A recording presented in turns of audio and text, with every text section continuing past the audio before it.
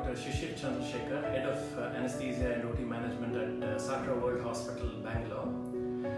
Today, as we celebrate the 173rd World Anesthesia Day, it's a great time to take stock of where we were as a specialty, where we have reached and where we intend to go. I think anesthesia has been one of the great success stories of modern medicine. Even in the 1980s, even in an advanced system like the United States, deaths due to anesthesia were as high as 1 in 10,000. Today it's probably less than 1 in 100,000. I can't think of too many other specialties where a tenfold reduction in mortality has happened literally in one generation. And I think we have a lot of people to be thankful for. Advances in technology, advances in equipment, safer drugs, etc., etc. So as practicing anesthesiologists, I feel we owe a great debt of gratitude to academia, to industry, for having given us the tools to continue to hone our trade, as it were. I think moving forward, anesthesiologists' roles are being appreciated outside of the traditional operating theatre environment, be it such areas as intensive care, pain management, and increasingly as perioperative physicians for our patients. And I can foresee a bright future for our specialty. The World Anesthesia Day is a good point in time to just take stock of where we have traveled so far and think of how we move towards improving our specialty.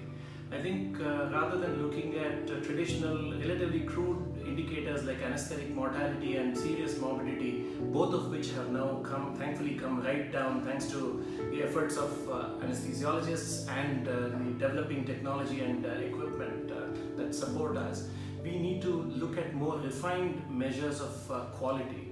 Things like what our temperature management is like, what our pain management is like, what our post-operative nausea vomiting rates are, what our post-operative sore throat is. So just to think about this, one of our favorite areas of improvement at Sakra World Hospital has been our temperature management. A few years we were noticing that this was one of the more neglected areas of anesthetic practice.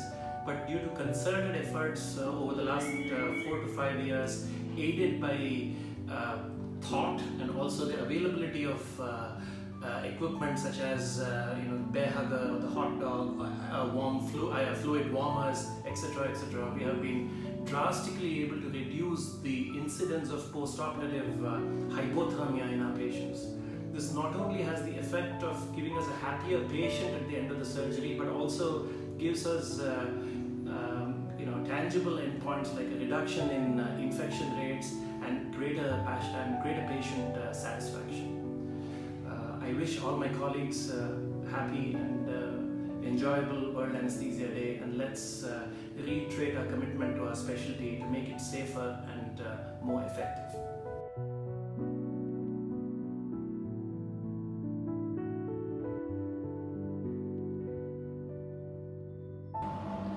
Hello, I am Dr. Murli Chakravarti. I am the Director of Anesthesia, Critical Care and Pain Relief at Fortis Hospital, Bangalore. Today is the World Anesthesia Day. World Anesthesia Day is not only important for the anesthesiologist, but also for the medical fraternity at large.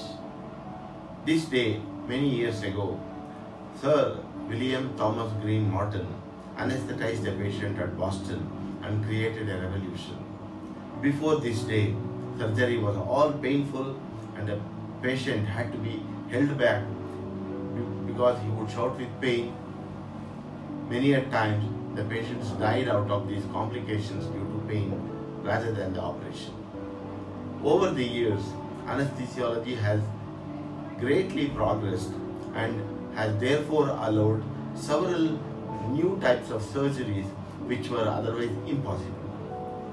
Cardiothoracic surgery, prolonged neurosurgery, laparoscopic surgery, robotic surgery, these are all possible because of extraordinary anesthesia that is administered today with huge amount of monitoring while keeping the patient at near normal situation physiologically and hemodynamically.